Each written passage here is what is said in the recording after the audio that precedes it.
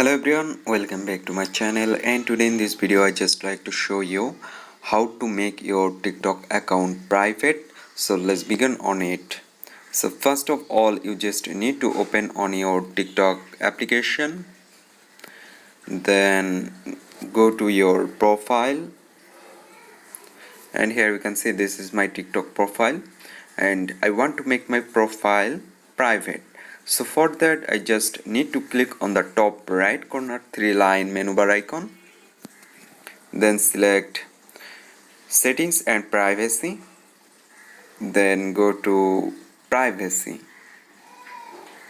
and at the top option you can see private account. So you just need to enable this option.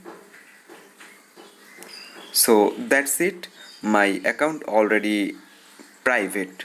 So guys, in this way you can make your TikTok account private. So hope guys this video can help you. Don't forget to like and subscribe.